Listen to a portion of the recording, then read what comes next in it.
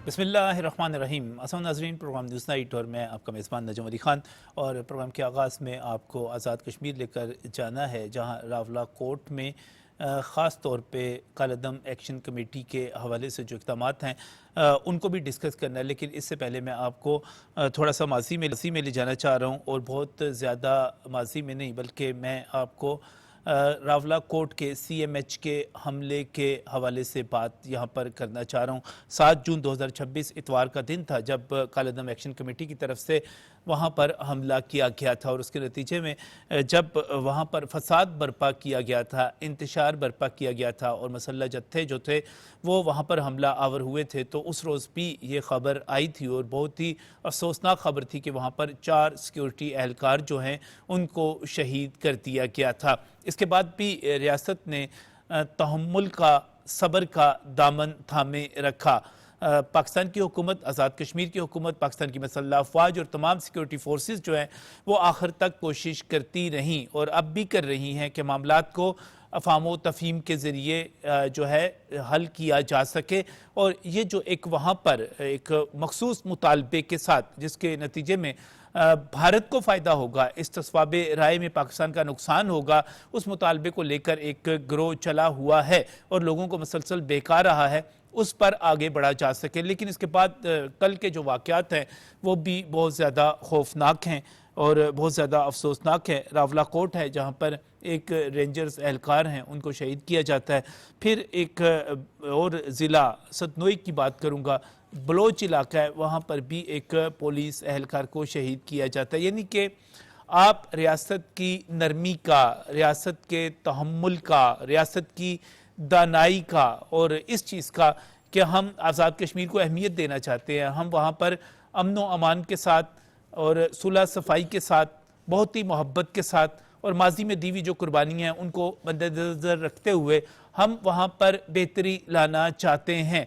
पाकिस्तान और पाकिस्तानी जिन्होंने आज़ाद कश्मीर की आज़ादी के लिए अपनी जानों की कुर्बानियाँ दी, पाकिस्तान और पाकिस्तानी जिसने वहाँ पर माल की कुर्बानी दी, जो आज भी तरक्याती फ़ंड्स की जब बात की जाती है तो वहाँ पर तरक्याती बजट पाकिस्तान की तरफ से फ़राहम किया जाता है।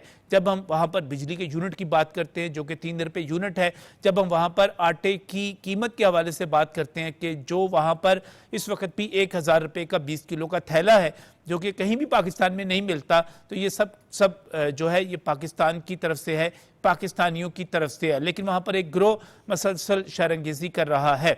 मैं जो इस वक्त आपके साथ खबर शेयर करना चाह रहा हूँ वो सेक्रेटरी दाखिला आज़ाद कश्मीर चौधरी गुफ्तार हुसैन, उनकी प्रेस कॉन्फ्रेंस और उसके नतीजे में होने वाला ऐलान कि हमने बहुत सब्र किया लेकिन अब सड़कों को खुलवाने के लिए ऑपरेशन जो है वो आखिर दम तक जारी रहेगा।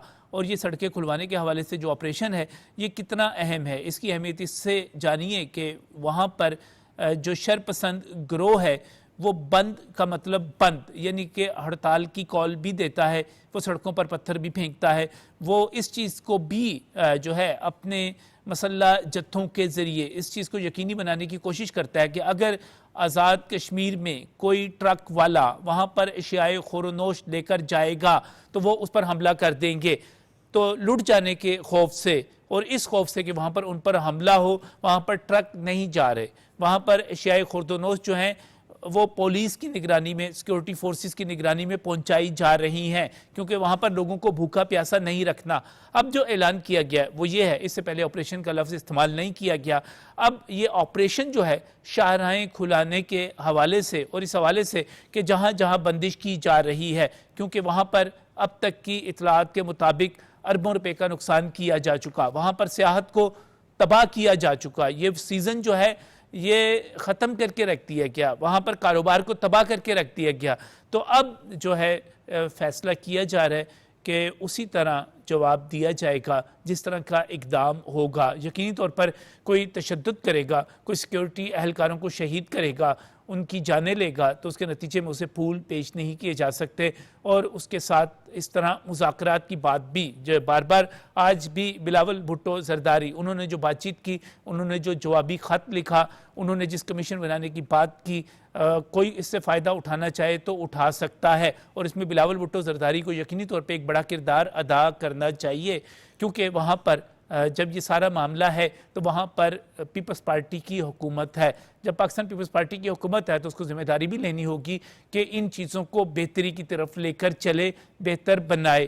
یقینی طور پہ ہماری حکومتیں مسلح افواج کے ساتھ, سیکیورٹی فورسز کے ساتھ تعاون کرتی ہیں, وفاقی حکومت کے ساتھ تعاون کر کے آگے بڑھتی ہیں, لیکن اب جو ہے وقت آ گیا ہے کہ آگے بڑھا جائے, اور اس چیز کی ہرگز اجازت نہ دی جائے کہ لوگوں کو بہکا کر, خاص طور پر اسٹوڈنٹس کو, خواتین کو, بچوں کو ایک ڈھال کے طور پر استعمال کیا جائے.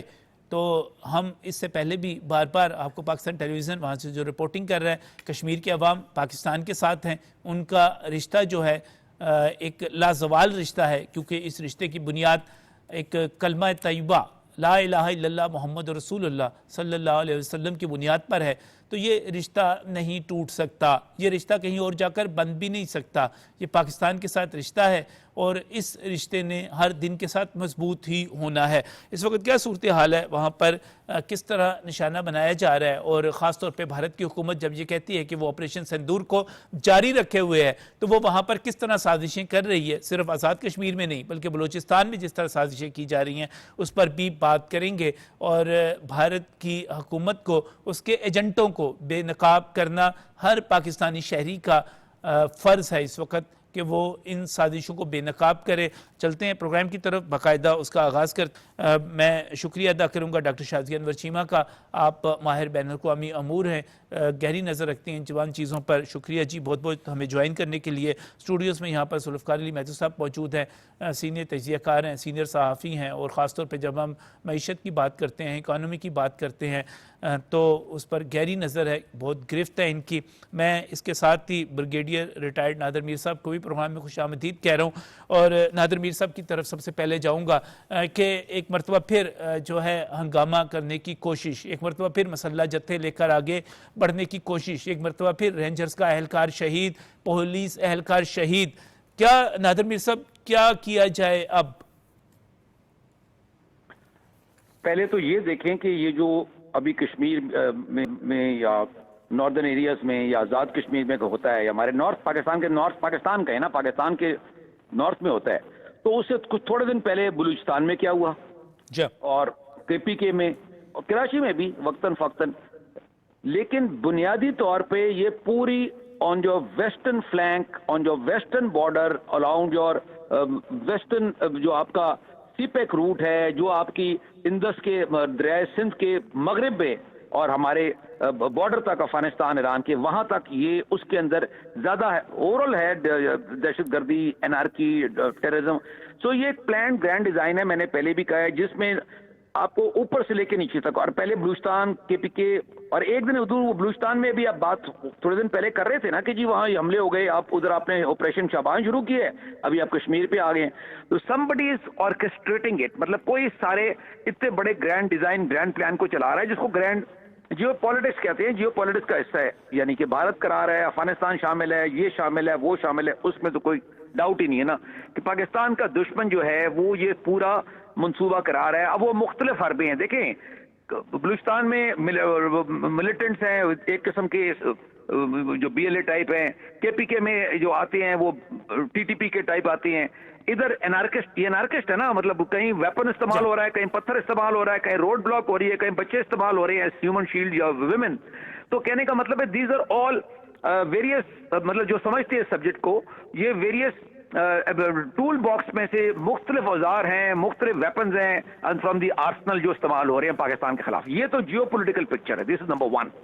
اب آ جائیں دوسری طرف, آپ بارڈر کے اندر آ جائیں نا, یہ تو مطلب دشمن کرا رہے ہیں ہمارے, انڈیا بھی, افغانستان بھی, اور بھی کچھ دشمن ہے آپ کو پتہ ہی ہے, وہ بھی بات کر لیتے. Now we come over to inside Pakistan. دیکھیں اگر یہ کشمیر سے لے کے, کے پی کے سے لے کے اور یہاں بلوچستان تک اور باقی بھی, بٹ اسپیشلی اس بیلٹ میں سارے آپ کا ویسٹرن فلینک پورا ہو رہا ہے, تو بھئی اس میں کوئی پولیٹیکل جو پاکستان کی لیڈرشپ ہے, آپ ایک طرف کہتے ہیں ہم جمہوریت ہیں, الیکشن کراتے ہیں, یہ کرتے ہیں, وہ کرتے ہیں, ان کی بھی کوئی ذمہ داری ہے کہ بلوچستان میں یا کشمیر میں یا کے پی کے میں, یا ان کا بھی ہے, اور دوسرے ہماری جو ریلیجس پارٹیز ہیں, ہمارے جو سماجی ہیں.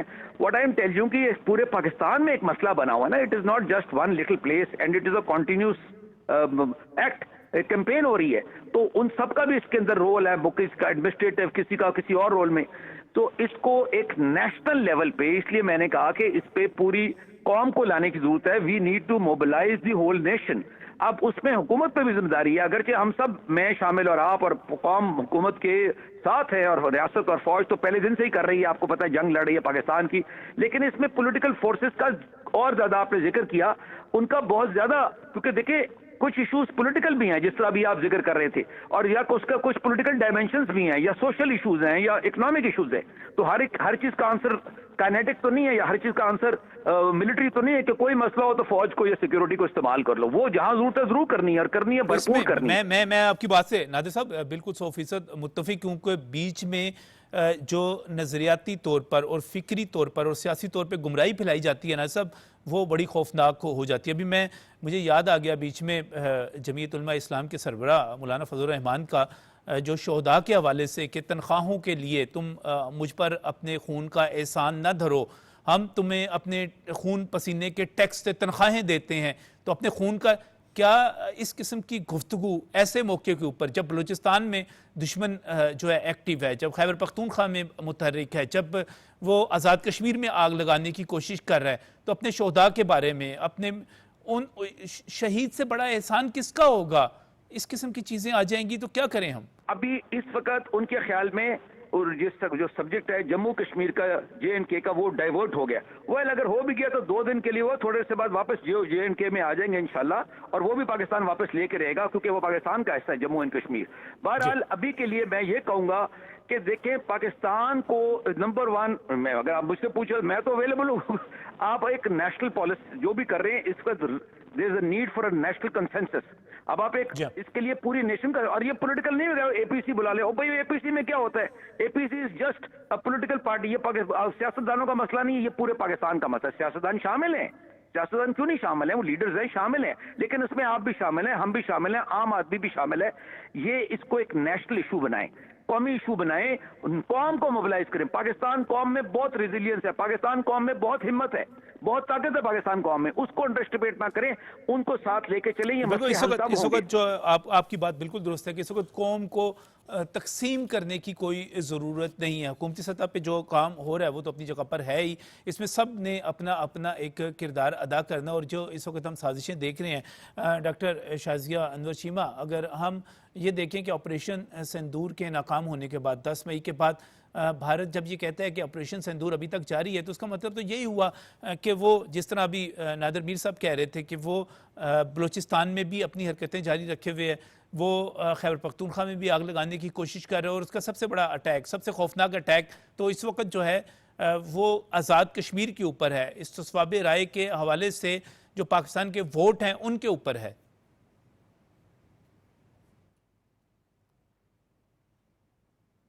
بالکل لیکن اس میں ایک سیڈ ایلیمنٹ یہ ہے، اس کا ایک پریشان کرنے والا پہلو یہ ہے کہ وہ تو دشمن ہے ہمارے، اور انہوں نے تو ہماری ایگزسٹنس کو تسلیم ہی نہیں کیا، کبھی بھی نہیں کیا. اب ان کو اسرائیل کی سپورٹ بھی مل گئی ہے. نتنیاہو پچھلے دنوں کسی نے کہا کہ آپ کا اکلوتا ایلائی جو امریکہ ہے وہ آپ سے پیچھے ہٹتا ہوا دکھائی دیتا ہے اور آپ ڈپلومیٹیکلی آئسولیٹ ہیں. تو نتنیاہو نے کہا نہیں، ایک چھوٹا سا ملک انڈیا بھی ہے جو کہ ہمارے ساتھ ہے.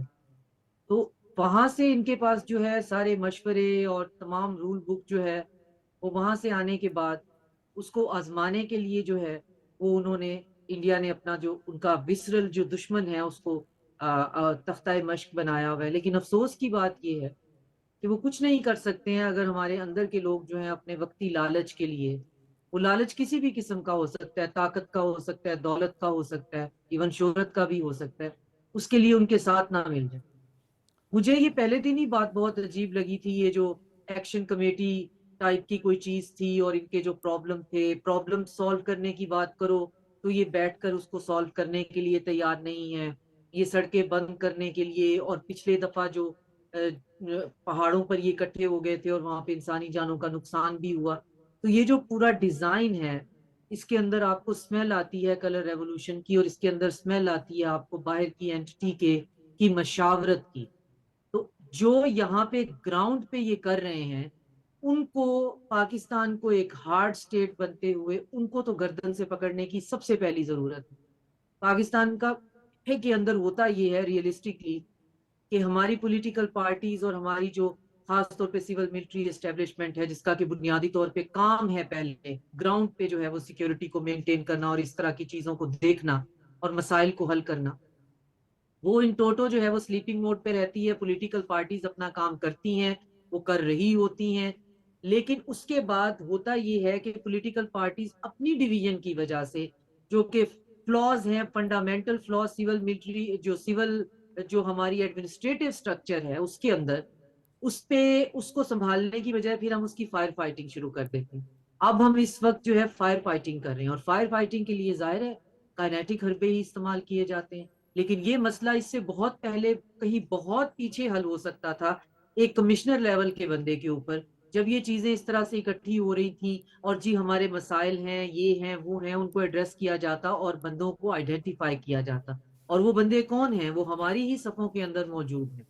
اور وہ ہماری صفوں کے اندر موجود ہونے کے بعد، یہاں اس دھرتی کا نمک کھانے کے بعد، اس کے بعد جو ہے وہ اسی دھرتی کو جو ہے نقصان پہنچانے کی بات کرتے ہیں. اور ہم اپولوجیٹک ہو کر نہ صرف یہ کہ ان کو برداشت بھی کرتے ہیں بلکہ ان کی بات بھی سنتے ہیں. اور مجھے نہیں سمجھ آتی کہ جب لوگ یہ پھر تقاضا کرتے ہیں کہ نہیں ان لوگوں سے مل بیٹھ کر بات کرنی چاہیے، ان کے مسائل سننے اور حل کرنے چاہیے. مسائل تو ہر پاکستانی کے سننے اور حل کرنے چاہیے، اس کا پورا ایک سٹرکچر ہے، اس کا پورا ایک میکانزم ہے. پاکستان ایسے تو نہیں چل رہا کہ مسائل حل نہیں ہوتے ہیں، یہ مسائل کی کوئی سنوائی نہیں ہے.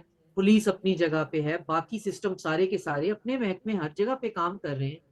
تو جب آپ سے لوگ یہ کہتے ہیں ان کے ساتھ بیٹھ کر بات کرنی ہے اور ان سے سمپتی کرنی ہے، تو وہ آپ سے کیا رہے ہیں؟ وہ کہہ رہے ہیں جی ہم نے سڑکیں بند کرنی ہے، ہم نے اپنے جو ہمارے ہینڈلرز ہیں جو ہمیں پیسہ دے رہے ہیں، ہم نے ان کو آپٹک جو ہے وہ بھیجنے ہیں کہ یہاں پہ کیوس ہے، جس کو وہ جا کے سیل کریں گے اور وہ اکویٹ کر دیں گے مقبوضہ کشمیر کو اور آزاد کشمیر کو. اور وہ جو ٹیمپرری اپنا ان کا بینیفٹ ہے وہ لے لیں گے. نہیں جی، ہمارا تو اتنا بڑا پرابلم تو کوئی مقبوضہ کشمیر میں بھی نہیں ہے، وہ تو بلکہ زیادہ وہاں پہ دودھ کی نہریں بہ رہی ہیں. آپ دیکھیں ذرا، جس کو وہ خود کہتے ہیں جی پاکستان اکوپائڈ، خدا نہ خواستہ جو ہمارا آزاد کشمیر ہے، وہاں پہ دیکھیں مسائل تو وہاں بھی. یہ دونوں کو اکویٹ کرنے کی نوبت کیوں آئی؟ اور اب ہم فائر فائٹنگ کر کیوں رہے ہیں؟ ان کی گردنیں تبھی کیوں نہیں پکڑی گئیں اور پکڑنے والوں نے تب کیوں نہیں پکڑی کہ جب یہ سر اٹھا رہے تھے اور اس طرح کی بیان بازی اور باتیں جو ہیں وہ باہر نکلنا شروع ہو رہی تھی کہ جی یہ ہمارے مسائل ہیں تو وہ ہمارا مسئلہ ہے. جب مسئلہ جی آپ آ جاؤ بیٹھ کر مسئلے کا حل ڈھونڈو، تو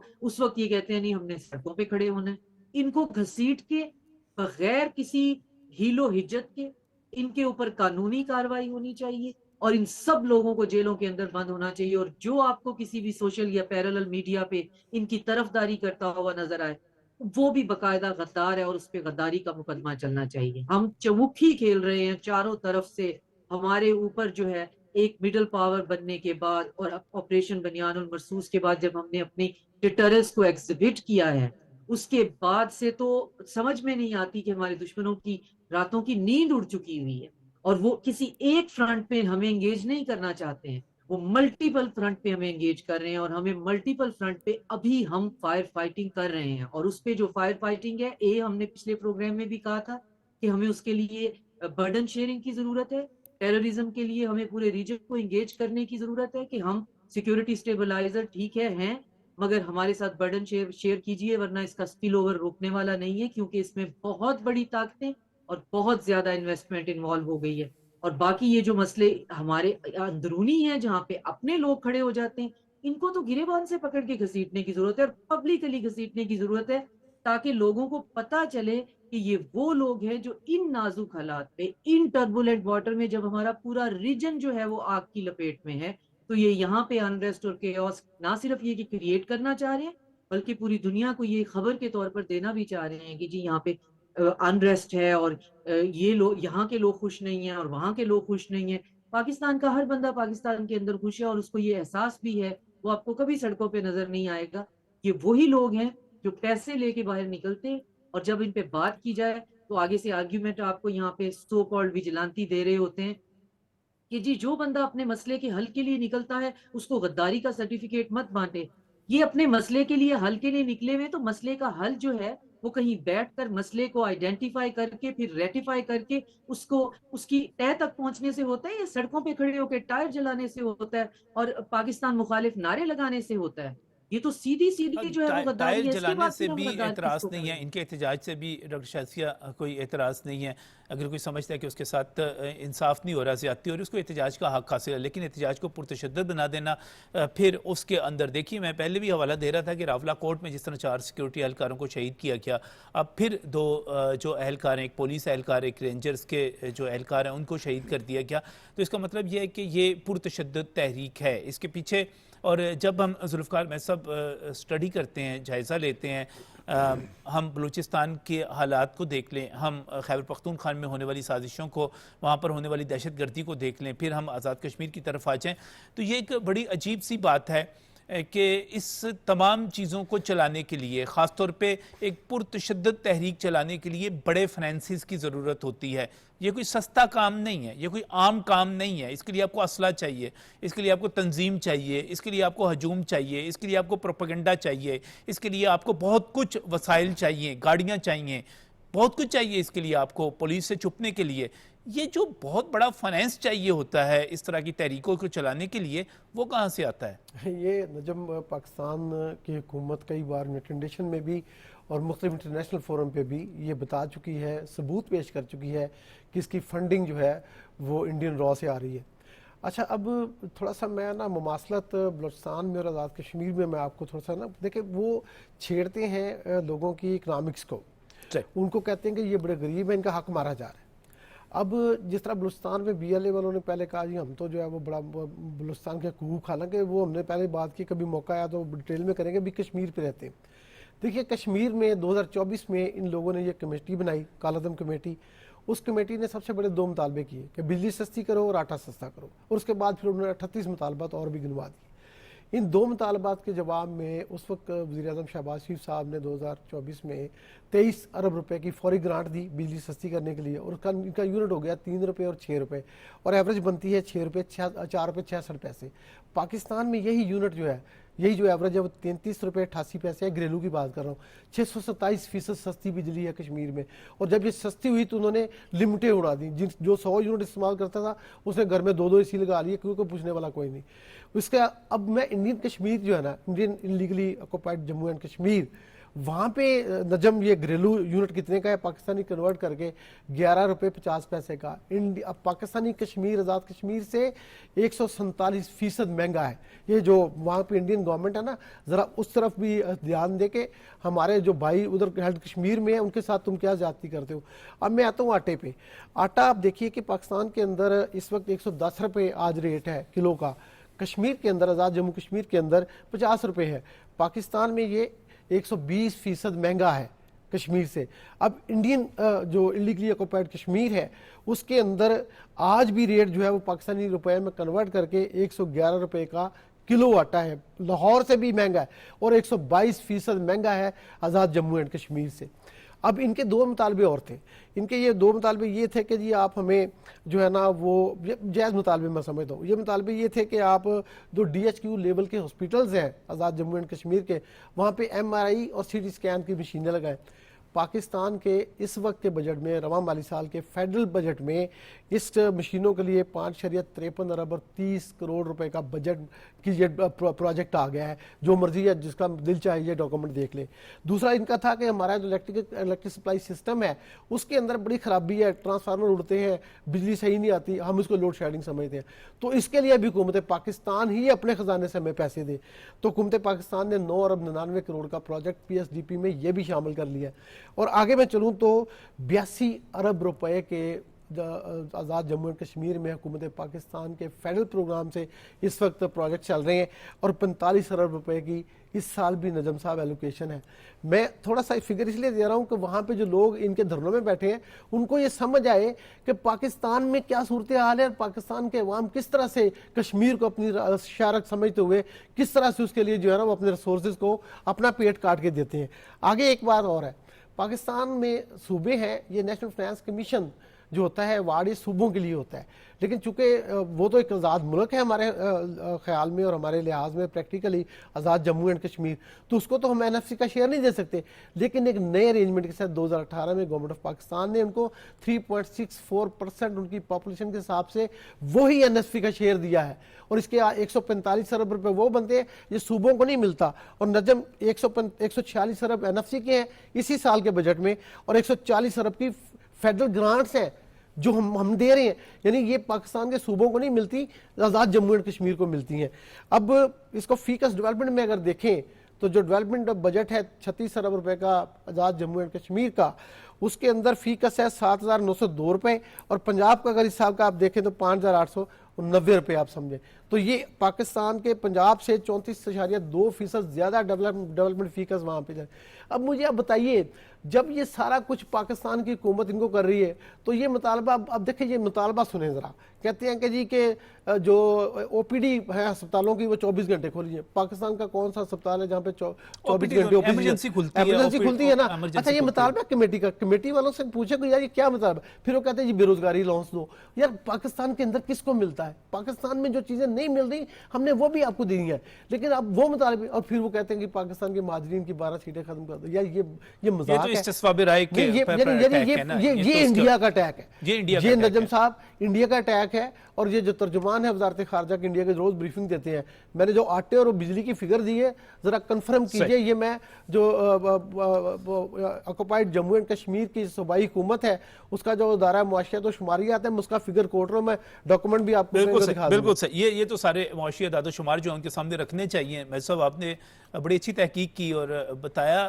اب جو سچویشن دوبارہ نادر میر صاحب بڑی ایک پریکٹیکل سی بات ہے، اب برداشت کب تک کیا جائے کہ مسلح جتھیں آئیں اور ہمارے جو سیکیورٹی اہلکار ہیں ان کو مار دیں اور سڑکیں پتھر رکھ کے بند کر دیں، یہ کب تک برداشت کیا جائے؟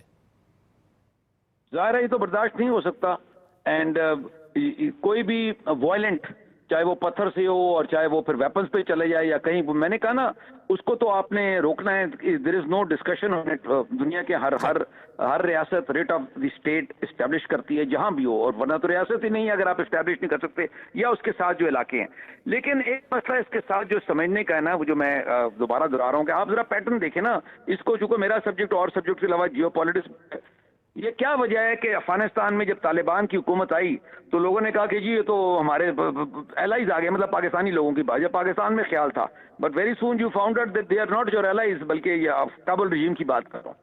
ابھی آپ دیکھیں کہ اپنے اپنے ملک کے اندر کیا حالات ہو رہے ہیں، تو اس میں جو انڈیا آپ سے مشرق پہ ایسٹرن فرنٹ پہ اگر آپ کے وہ ملٹری پاور یا اپنی طاقت کو تیار کر رہا ہے، تو وہ آپ کے ویسٹرن فرنٹیئر کے ساتھ، یہ مطلب بلوچستان سے لے کے کشمیر تک، ناردرن ایریاز تک، اٹ از یوزنگ منی، پیسہ استعمال کر رہا ہے، پیسہ استعمال کر رہا ہے کابل میں، پیسہ استعمال کر رہا ہے بلوچستان میں۔ ہو سکتا ہے وہ گلف اسٹیٹ سے آتا ہو یا کہیں اور سے آتا ہو، وہ تو روٹنگ ہے نا، بٹ ایونچولی اس کا جو ڈیسٹینیشن ہے کارروائی کا وہ بلوچستان ہے، وہ KPK ہے، کیونکہ بہت سے علاقوں میں اکنامکس کا ایشو ہے، سارے پاکستان میں ہے ایکچولی، تو اس کو جو ڈیپریویشن کہتے ہیں، وہ ڈیپریویشن ہے یا نہیں، اس کو ایکسپلائٹ تو کیا جا رہا ہے نا۔ تو میں یہ کہہ رہا ہوں کہ ایک ہوتا ہے فائٹنگ دا پرابلم، ایک ہوتا ہے سالونگ دا پرابلم۔ اب ہم نے آگے سوچنا ہے کہ اس کو سالو کیسے کرنا ہے۔ میں ایز اے پاکستانی بات کر رہا ہوں، کسی اینگل سے نہیں بات کر رہا، ناٹ ایون ملٹری اینگل اور سول اینگل، مطلب یہ is a pure Pakistani citizen, patriots and nationalist, we have to think کہ یہ مسئلہ ہے، یہ تو انڈیا کا مسئلہ ہے جو انڈیا کرا رہا ہے، یا اس کے ساتھی جو انڈیا کے وہ ساتھ مل کے کرا رہے ہیں، لیکن دوسرا مسئلہ اندرونی بھی ہے نا، وہ آپ مانیں، اگر آپ وہ نہیں مانیں گے we will not be able to solve it, کہ بہرحال مسئلہ تو یہ جو بیٹل گراؤنڈ ہے وہ تو پاکستان بن گیا نا، بلوچستان بیٹل گراؤنڈ بن گیا ہے، KPK بن گیا، اب کشمیر بن رہا ہے، یا اللہ نہ کرے بن جائے، ٹھیک ہے، اس کا بھی تو حل نکالیں۔ اس میں جو دوسری ایسپیکٹس ہے نا، آپ کو اس کے اندر جو مطلب یہ جو بات کریں، اعداد و شمار اسٹیٹسٹکس دے رہے ہیں، بہت اچھے دیے، بڑا اچھا ریسرچ ہے ان کا ماشاءاللہ، لیکن یہ لوگوں کو کنونس کرنا یہ کس کا کام ہے آپ بتائیں؟ یہ فوج کا کام ہے کرنا ہے جا کے، یہ مطلب یا میڈیا کرے یا پولیٹیکل فورسز کریں یا کوئی کلرگی ہمارے مولانا صاحب کریں یا وہ باقی کریں یا جس کو بھی لانا لے آئیں۔ What I am trying to say کہ اپنے جو لوگ ہیں نا، جو اس کو ان کو بھی ساتھ لائیں، اسی لیے میں نے ورڈ یوز کیا کہ اس کو ایک سارے کو نیشنل ایشو لائیں، لوگ عوام کو تو لائیں نا۔ لوگ پوچھتے ہیں کہ جی آج بلوچستان میں ہو رہا ہے، کل وہاں ہو رہا ہے، آپ یہ ساری پکچر ان کو دیں کہ جناب پاکستان کے خلاف ایک جنگ ہو رہی ہے اور یہ جنگ ہم سب نے پاکستانیوں نے اکٹھے مل کے لڑنی ہے. مظاہر ہے اب مختلف لوگوں نے مختلف ڈیوٹیاں کرنی ہے, میڈیا نے اپنا کام کرنا ہے, فوج نے اپنا کام کرنا ہے, پولیٹیکل فورسز نے کرنا ہے, بٹ یہ جو لوگ وہاں پر عام لوگ جو ہیں, اور اس میں سے سارے لوگ یہ بھی سمجھیں کہ جو عام لوگ ہیں نا وہ معصوم لوگ ہیں. یہ جتنی باتیں آپ کو پتہ ہے, ضروری نہیں ہے کہ ہر بندے کو اتنا پتہ ہو, جو اب جتنا میڈم شازیہ کو یا آپ کو یا ان کو وہ پتہ ہے, مطلب وہ تو آپ نے ان کو بھی سمجھانا ہے, ان کو اس پہ سے نکالنا. یہ تو نہیں we don't have to end up fighting our own people. یہ بھی دیکھیں نا, بیلنس رکھنا ہے ہم نے. جبکہ دشمن کو آپ نے ہرانا ہے, ٹیررزم انارکی ختم کرنی ہے, ایٹ دا سیم ٹائم ہم نے اپنے لوگوں کو اپنے ساتھ ون اوور کرنا ہے, winning over the people and solving the problems also. تو یہ اس میں پولیٹیکل فورسز کا بہت دخل ہے, یہ میں آپ کو کہہ رہا ہوں. جب تک پولیٹیکل سسٹم آپ کا فنکشن نہیں کرے گا ویری اسموتھلی, تو یہ کیونکہ اس میں بہت سارے ایشوز جو ہیں اگر وہ پولیٹیکل نہیں بھی ہیں تو وہ پولیٹیکل سولوشن اس کا پولیٹیکل ہے, بیکاز ان کے ساتھ interaction has to be by the political people. اس کو بھی تو سمجھے نا. بالکل صحیح, بالکل صحیح. اور اس وقت جو ضرورت یہی ہے کہ کوئی بھی اپنے سیاسی مقاصد کے لیے لوگوں کے جذبات کو بھڑکانے کی کوشش نہ کرے, اور ان کے جو ان کا جو نقطہ نظر ہے جس طرح اس کے بات کی جاتی ہے اس کو آگے لے کر نہ چلے, کیونکہ یہی کام تو اس وقت انڈیا کر رہا ہے. کیوں اینگلنگ جو ہے, ایک خاص رخ دے دینا. ڈاکٹر شازیہ کس طرح دیکھتی ہیں اس پروپیگنڈا وار کو, کس طرح دیکھتی ہیں آپ جو اس وقت جاری ہے اور ہمیں اس کا مقابلہ کرنا ہے؟ کا حاصل حصول ہی پروپیگنڈا اور نیریٹو ہے. اس سے زیادہ اور خدا نہ خواستہ جو مقصد ہے وہ کوئی منظوم مقاصد تو وہ دشمن کو بھی پتا ہے کہ وہ حاصل نہیں کر سکتے. اگلے جو ہیں وہ 1000 سال تک بھی حاصل نہیں کر سکتے. ابھی ریسنٹلی تو انہوں نے بہت مار بھی ہم سے کھائی ہے. تو یہ نہیں ہے کہ اس کا مقصد ہی یہ ہے. اس کا مقصد ہے میڈیا کی سپیس کو فل کرنا. اس کا مقصد ہے پیرالل جو ہے وہ ایک نیریٹو کریٹ کرنا, اور اس کا مقصد ہے گریونسز کی پالیٹکس کے اوپر جو ہے ایک نیریٹو کریٹ کرنا.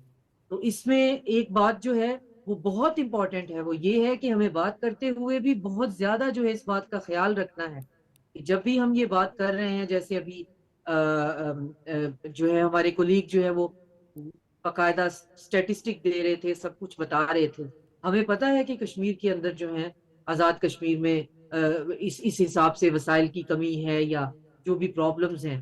تو پاکستان بڑے کھلے دل کے ساتھ جو ہے اپنے کشمیری بھائیوں بہنوں کے ساتھ جو ہے وہ کھڑا ہوا ہے, اور ہم یہ ان کے لیے جو بھی کر رہے ہیں بہت کھلے دل کے ساتھ کر رہے ہیں, اور ان کو بھی اس بات کا احساس ہے. اور وہاں پہ یہ نہیں ہے کہ یہ 4 لوگ جو آ کر سامنے تصویریں بنوا کر میڈیا کی سپیس کو گھیر لیتے ہیں, یہی گراؤنڈ ریالٹی ہوتی ہے. گراؤنڈ ریالٹی وہ ہے کہ لوگ جو ہیں ابھی بھی ترستے ہیں مقبوضہ کشمیر میں کہ کاش ہم کسی طرح بارڈر کراس کر کے تو امن اور جو ہے وہ امن کے علاقے میں پہنچ جائیں. یہ بھی اپنی جگہ پہ حقیقت ہے, اور اس حقیقت کو ہم جب, اور ہمارے سے بعض اوقات یہ غلطی ہو جاتی ہے اور سب سے ہو جاتی ہے ہم سے, کہ بات کرتے ہوئے ہم ان ٹوٹو جو ہے وہ چیزوں کو انکیپسولیٹ کر دیتے ہیں, اور جب بھی پھر اس بات کی احساس ہوتا ہے ضرور اس کا ہمیں ازالہ بھی کرنا چاہیے, ایڈمٹ بھی کرنا چاہیے. بلوچستان کی بات کرنے کا مطلب نہیں ہے کہ عام بلوچ جو ہے وہ پاکستان جو ہے وہ نہیں پاکستانی نہیں ہے, یا یہ کہ وہ ہر بندہ جو ہے وہ پے رول پہ ہے اور دہشت گردی. یہ 4-5% بھی لوگ نہیں. اگر کوئی یہ سمجھے کہ کوئی عام بلوچ جو ہے وہ اس دہشت گردی کو سپانسر کر رہا ہے, اس کو سپورٹ کر رہا ہے, سوال ہی پیدا نہیں ہوتا. اگر اسی طرح کشمیریوں کے حوالے سے بات کی جائے تو مہتو صاحب, یہ عام بندہ تو اس کو نہ سپانسر کر سکتا ہے نہ اس کا خرچہ اٹھا سکتا ہے, یہ تو سازش ہی کچھ اور ہوتی ہے. جی نجم صاحب, میں پہلے بھی اس بات کو بیان کیا ہے کہ یہ ساری چیزیں نا عوام کو وہاں بھڑکانے کے لیے نا ان کے دکھتی رنگ ہوتی ہے. آپ کو پتہ ہے ان کے مسائل, تو ان کے مسائل کی ایک جو لسٹ دی گئی ہے وہ بڑی مذاق خیز ہے, اور اس کے اندر پاکستان کی گورنمنٹ میں جیسے میں نے پہلے کہا وہ بتا دیا. اب بات یہ ہے کہ ان کے پاس وسائل کہاں سے آ رہے ہیں. ان کے پاس وسائل وہاں کے جو تاجر بڑے لیول کے تاجر تھے نا, اس کا میں تھوڑا سا آپ کو بتاتا ہوں. یہ جو وہاں پہ فیصل ہے نا وہ پرائم منسٹر, یہ ان کی ایک بریفنگ تھی میرے خیال میں یا پریس کانفرنس تھی, ان میں انہوں نے کہا کہ پہلے ہم دیتے تھے ان کو 4 کلو واٹ تک کا بجلی کا جو پیکج ہے کہ جن کا 4 کلو واٹ لوڈ ہے اس کو ہم یہ سستی بجلی دیں گے. پھر انہوں نے مطالبہ کیا کہ نہیں جی آپ ایسے کریں کہ آپ ان لوگوں کو دیں جن کا لوڈ جو ہے نا وہ کوئی 32 کلو واٹ, یعنی 32 کلو واٹ کا بڑا لوڈ ہوتا ہے, یہ گھروں کا نہیں ہوتا, یہ تاجروں کا ہی ہو سکتا ہے. جب گورنمنٹ فیڈرل نے مانا کہ اچھا چلو 32 کلو واٹ کو بھی دے دیتے تو انہوں نے کہا کہ 128 کلو واٹ کا دو, یعنی یہ 128 کلو واٹ پاکستان کے اندر جو غریب آدمی ہے نا نجم، آدھے کلو واٹ کا لوڈ ہوتا ہے اس کے گھر کا، اس کو 100 یونٹ پہ یہ جو پیکج ملتا ہے نا اس کو ملتا ہے. 5 کلو واٹ کا لوڈ 5 مرلے کے گھر کے اچھے خاصے جن کو ولا کہتے ہیں یورپ میں اور امریکہ میں اس کا ہوتا ہے. تو یہ کہہ رہے ہیں کہ یہ تاجر جو بڑے بڑے پلازوں کے مالک ہیں، بڑے بڑے شاپنگ سینٹرز جو ہیں، یہ ان کی انویسٹمنٹ ہے. میں آپ کو جو ہے نا وہ اندر کی بات بتا رہا ہوں، تو آپ کو پتا ہے میں کامرس سپورٹنگ کرتا ہوں، وہاں پہ تاجروں سے میرے ہیں بھی تعلق بھی ہیں. تو بڑے تاجر جو ہے نا وہ کہتے ہیں کہ یار ہم تو سر بڑا تاجر اپنے مفاد کے علاوہ کچھ نہیں دیتا اور کچھ نہیں اچھا دیتا. وہ پیچھے ہٹ گئے نجم، اب وہ پیچھے ہٹ گئے، انہوں نے کہا اب یہ معاملہ کچھ اور ہو گیا، ہم پیچھے ہٹ رہے ہیں. یہ سب جان رہے ہیں کہ اس کے پیچھے کون ہے اور یہ کون وہاں پر آگ لگا رہا ہے، کون وہاں پر فساد جو ہے پھیلا رہا ہے. یہ بالکل کوئی ڈھکی چھپی بات نہیں ہے. ناظرین صاحب بہت بہت شکریہ جوائن کرنے کے لیے. ڈاکٹر شازیہ ابھی ذوالفقار میں سب نے ہمیں جوائن کیا، بہت بہت شکریہ. ناظرین اب چلتے ہیں، بات کرتے ہیں ماحولیات کے حوالے سے، موسمیات کے حوالے سے. اور یہ بات اس لیے اہم ہے کہ اس وقت بہت زیادہ پروپیگنڈا ہو رہا ہے، بہت زیادہ ڈرایا بھی جا رہا ہے کہ آنے والے دنوں میں ایک مرتبہ پھر سیلاب کا خطرہ موجود ہے. لیکن میں یہاں پر ایک چیز واضح کرنا چاہ رہا ہوں کہ اس حوالے سے پنجاب کی حکومت کی آپ بات کر لیں، آپ وفاق کی حکومت کی بات کر لیں، وہ اس پر متعدد اجلاس کر چکے، باقاعدہ طور پہ حکمت عملی طے ہو چکی کہ ہم نے اس کا مقابلہ کیسے کرنا ہے، اور خاص طور پہ جو اس مرتبہ پوزیشن ہے. لیکن اس کے باوجود جو موسمیاتی خطرات ہیں، جو ماحولیاتی خطرات ہیں، وہ تو اپنی جگہ پر موجود ہیں. اور یہ جو مختلف رپورٹس ہمارے تک آ چکی ہوئی ہیں کہ پاکستان میں اس وقت 3.5 کروڑ 3.40 کا فگر دیا جا رہا ہے، وہ بچے جو ہیں موسمیاتی تبدیلیوں سے متاثر ہو سکتے ہیں. کہیں پر سیلاب آتا ہے، کہیں پر ہیٹ ویو ہوتی ہے، کہیں پر کوئی صورتحال ہوتی ہے تو وہ اس سے متاثر ہوتے ہیں اور بچے بہت زیادہ جو ہیں اس سے متاثر ہو رہے ہیں. تو ہم نے یہ دیکھنا ہے کہ ہم ان ماحولیاتی تبدیلیوں کا مقابلہ کیسے کر سکتے ہیں. وزیر اعظم محمد شہباز شریف نے آج بھی متعلقہ جو ذمہ داران ہیں ان کے ساتھ ملاقاتیں بھی کی، ان کو ہدایات بھی جاری کی. میں پنجاب کے حوالے سے دیکھ رہا تھا، وزیر اعلیٰ پنجاب مریم نواز کے احکامات اپنی جگہ پر اور پوری انتظامیہ کو انہوں نے ایکٹیو کیا ہے. تو حکومت اپنی جگہ پر موجود ہے، لیکن یہ خطرات ہیں کیا؟ میں مریم شبیر صاحبہ کا مشکور ہوں، وہ ہمیں جوائن ہیں، ان سے جانیں گے کہ اس مرتبہ جو مونسون ہے وہ کیسا جا رہا ہے، کیا خطرات ہیں، اور بہتری کے حوالے سے اقدامات جو ہیں کیا ہونے چاہیے. مریم صاحبہ. جی دیکھیے، جو اس دفعہ کی فورکاسٹ بھی ہمارے میٹ ڈپارٹمنٹ اور NDMA نے دی تھی، وہ یہی تھی کہ جو آپ کا ایل نینو کی وجہ سے جو امپیکٹ تھا اس میں فورکاسٹ یہی تھی کہ آپ کا بلو ایوریج رین فال آپ کا ہوگا، لیکن ابو ایوریج جو ہے وہ آپ کی گرمی ہوگی، یعنی کہ ہیٹ ویوز ہوں گی، درجہ حرارت یعنی کہ بڑھے گا.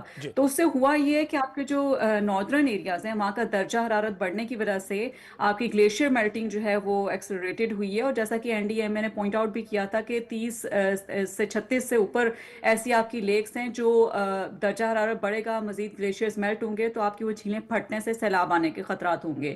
اور چونکہ ڈیفارسٹیشن کا بھی ایک کمپاؤنڈنگ فیکٹر ہمارے ناردرن ایریا میں ہے، تو وہ پھر آپ کا لینڈ سلائڈ بھی اس سے ٹریگر ہوا ہے، آپ کی فلڈنگ بھی کافی زیادہ آپ کے علاقوں میں آئی ہے. اور شہباز شریف صاحب جو ہمارے پرائم منسٹر صاحب ہیں، انہوں نے بھی جو ارلی وارننگ ہے اس کے حوالے سے کمیونیکیشن پہ بات کی ہے اور کوآرڈینیشن بہتر کرنے کی بات کی ہے. اور یہ میرا خیال ہے کہ بڑے پرٹیننٹ 2 ایریاز ہیں جو پرائم منسٹر صاحب نے آئیڈینٹیفائی اس دفعہ کیے، کیونکہ یہی ویک ایریاز ہیں ابھی تک جو NDMAs اور PDMAs کی کوآرڈینیشن کی، یا گورنمنٹس کے ساتھ خاص طور پہ ڈسٹرکٹ لیول کی کوآرڈینیشن کی بات کریں تو اس میں کوآرڈینیشن آپ کا ویک ہے، اور جو ارلی وارننگ ہے وہ آپ کا ہر ایک کے پاس پہنچتا نہیں ہے. اور اس کی وجوہات بھی ہیں، جیسے کہ گلگت بلتستان میں بہت سارے ریموٹ ایریاز ایسے ہیں جہاں آپ کا سیلولر نیٹ ورک کام نہیں کرتا، آپ کا انٹرنیٹ نہیں ہوتا، تو آپ کو کس طرح سے جو ہے وہ کمیونیکیٹ کرنی ہے. تو اس کی اسٹریٹجیز ڈفرینٹ NDMA نے ڈیولپ کی ہیں. ہم یہ تو نہیں کہہ سکتے کہ 100% اس پہ امپلیمنٹ بھی اس سال ہو سکے گا، لیکن بہرحال دیر از پروگرس.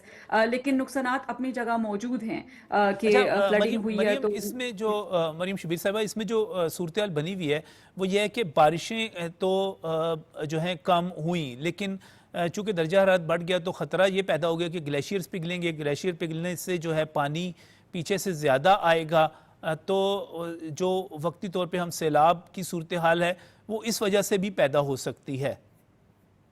جی آلریڈی پیدا ہوئی ہے دھیامر کے علاقے کو اگر آپ دیکھیں، گلگت بلتستان کی 6 لوکیشنز ایسی ہیں جہاں پہ اس وقت فلڈنگ ہیں، اور اس کی وجہ سے جو وہاں پہ فروٹ آرچرڈس ہیں، جو باغات ہیں پھلوں کے، ان کو نقصانات پہنچے ہیں۔ آپ کی جو کراکرم ہائی وے ہے وہ بلاک ہوئی ہے۔ جو ارلی وارننگ سسٹم، سرپرائزنگلی میرے لیے تھوڑی سی بات اس میں ایک فیکٹر یہ بھی ہے کہ جو پڑھے لکھے لوگ ہیں، جن کے پاس ایکسیس ہے ارلی وارننگ کا، کمیونیکیٹ بھی لگاتار میڈیا کے اوپر ہو رہا ہے، اخباروں میں بھی آ رہا ہے کہ فلڈنگ کا خطرہ ہوگا، لینڈ سلائڈنگ بڑھے گی، پھر بھی ٹورسٹ جو ہے وہ نارتھرن ایریاز کی طرف بہت گئے ہیں، تو وہاں پہ کچھ جو ہے وہ سڑکیں بند ہونے کی وجہ سے پھنسے بھی ہیں۔ بہرحال جانی نقصان اللہ کا شکر ہے کہ نہیں ہوا اس کیسز میں بھی، لیکن سیلاب وہاں پر موجود ہیں۔ لینڈ سلائڈنگ آپ کی، اور لینڈ سلائڈنگ آپ کی ہوتی ہے کہ جب درختوں کی، پہاڑوں کے اوپر کمی ہو، اس کی کٹائی کافی زیادہ کی گئی ہو، تو آپ کا ہوتا ہی ہے کہ درخت، آپ جو جڑیں ہیں زمین کی وہ جکڑے رکھتا ہے، تو آپ کی فلڈنگ تھوڑا سا امپیکٹ اس طرح سے نہیں آپ کا آتا ہے جس طرح سے آپ کی ڈیفورسٹیشن ہونے کی وجہ سے آتا ہے، تو وہ فیکٹر بھی آپ کو کنٹریبیوٹ کر رہا ہے۔ ساتھ ہی ساتھ آپ دیکھیں کہ یہ سارے گلیشیئر میلٹنگ اور سیلاب یہ آپ کے سارے دریاؤں میں پھر آتا ہے، اور پھر جو لو لائنگ ہمارے ایریاز ہیں وہاں پر کچھ ہمارے والنریبل ہاٹ اسپاٹس ہمیشہ سے موجود ہوتے ہیں، جیسے آپ مظفر گڑھ کو دیکھیں، جو ہل ٹورنٹس کی ہماری رینج ہے وہاں پہ ہمیشہ آپ کے جو ہے وہ آپ کا پانی جیسے ہی زیادہ ہوتا ہے تو وہاں پہ سیلاب آنے کے خطرے ہوتے ہیں۔ پھر گورننس سے ریلیٹڈ جو ہمارا ایشو ہے، شہروں میں تھوڑی سی زیادہ بارش ہوتی ہے تو چونکہ زمین اتنی بچی نہیں ہے، گرین کور اتنا ہے نہیں، زمین اتنی آپ کی سوئل اس قابل رہی نہیں ہے کہ وہ آپ کے پانی کو ایبزارب کرے، تو آپ کے اربن فلڈنگ کے بھی کچھ جگہوں پہ آپ کو دیکھنے کو ملتے ہیں۔ اور جو برساتی نالے ہیں اس کے اوپر جو انلیگل تجاوزات ہیں، وہ کچرا بھی برساتی نالوں میں پھینکتے ہیں، تو وہ بھی آپ کا فلڈنگ کا پھر سبب بنتے ہیں۔ تو کچھ آپ کے کلائمیٹ یہ چینج میں سارے بھی فیکٹرز یہ اپنی سارے جگہ۔ فیکٹرز مل جاتے ہیں اور مسائل پیدا کرتے ہیں، اور اس کے لیے حکومت جو کوشش بھی کر رہی ہے، خاص طور پہ درخت کاٹنے کے حوالے سے تو میں سمجھتا ہوں کہ بہت زیادہ سخت اقدامات کی ضرورت ہے۔ اس میں ایک اور بڑا مریم صاحب، ایک اور بڑا اہم فیکٹر ہے، اور ہم پاکستان کے حوالے سے جب بات کرتے ہیں تو ہمیں پتہ چلتا ہے کہ جب بھارت کے علاقوں میں وہاں پر زیادہ بارشیں ہوتی ہیں تو بھارت اس میں پانی بہت زیادہ چھوڑتا ہے۔ اس وقت کیا صورتحال ہے، خاص طور پہ جب ہم کشمیر کی طرف جاتے ہیں، مقبوضہ کشمیر کی طرف جاتے ہیں، اس سے پیچھے تبت کی طرف چلے جائیں، تو وہاں سے کیا صورتحال ہے اس مرتبہ؟ کیونکہ پچھلی دفعہ بھی جو پنجاب کو ہٹ کیا گیا بڑے سیلاب نے، وہ سارے کا سارا پانی جو تھا زیادہ بھارت کا چھوڑا ہوا تھا۔ اس سلسلے میں کیا اپڈیٹس ہیں؟ جی دیکھیے، جب جو ریزروائرز انڈیا کے ہیں اور جو انہیں بنائے ہوئے ہیں کافی زیادہ، ایون اپر ریورز کے اوپر بھی، اور جو ریورز پاکستان کو دیے گئے تھے انڈس واٹر ٹریٹی کے اندر اس میں بھی، تو وہ آپ کا جو جیسے ہی ان کے وہ فل ہوتے ہیں، پانی زیادہ ہوتا ہے، اور ان کے ہاں جب پانی کی زیادتی ہوتی ہے تو بغیر پاکستان کو انفارمیشن دیے بغیر، کئی سالوں سے یہی ہو رہا ہے کہ دریائے سندھ میں خاص طور پہ پانی چھوڑ دیا جاتا ہے، جس کی وجہ سے ہم لوور راپیرین میں آتے ہیں۔ جب آپ دریا کے بہاؤ کو دیکھیں تو انڈیا سے پانی، چائنا سے انڈیا میں داخل ہوتا ہے اور انڈیا سے پاکستان کی طرف آتا ہے، تو پھر ہم زیادہ فلڈنگ کے خطرات ہمارے ہاں ہوتے ہیں۔ تو اگر یہ جو انڈس واٹر ٹریٹی کی دھجیاں جو انڈیا نے اس وقت اڑائی ہوئی ہیں، اس کو اگر ریزیوم کیا جائے ڈپلومیٹیکلی، آپ کے جو ٹریک ٹو ڈائلاگز ہوتے ہیں اس کے تھرو، جو کلائمیٹ ڈپلومیسی ہے اس کے تھرو، ٹرانس باؤنڈری ریور بیسنز جو ہوتے ہیں ان کی مینجمنٹ پہ اگر مزید بات کی جائے، اگر انڈیا بات کرنے کے لیے راضی ہے، تو یہ جو آپ کا نقصان ہوتا ہے، ایٹ لیسٹ جانی نقصان جو ہوتا ہے وہ بچایا جا سکتا ہے۔ کیونکہ آپ کے پاس جب ایک انفارمیشن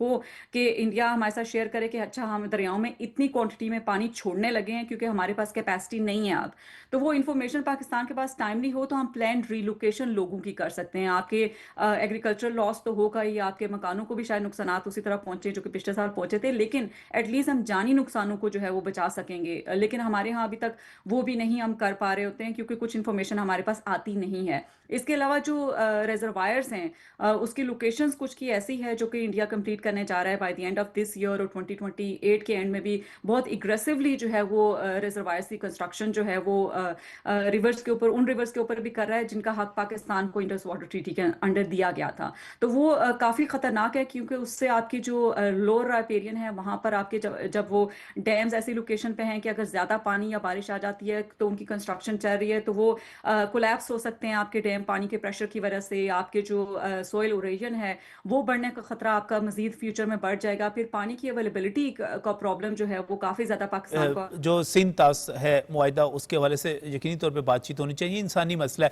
میں آخر میں ایک ہمارے شہروں میں ایک نیا ٹرینڈ آ گیا ہے, ایک نئی خبر آتی ہے کلاؤڈ برسٹ کے حوالے سے, اور جب ہم اربن فلڈنگ کی بات کرتے ہیں تو اس میں بہت بڑا رول جو ہوتا ہے اسی کا ہوتا ہے. اتنا پانی اچانک آ جاتا ہے کہ سنبھالا ہی نہیں جاتا اور پھر اس سے نقصان ہوتے ہیں. یہ کلاؤڈ برسٹ اس برس کیا امکانات ہیں, کیا کہا جا رہا ہے؟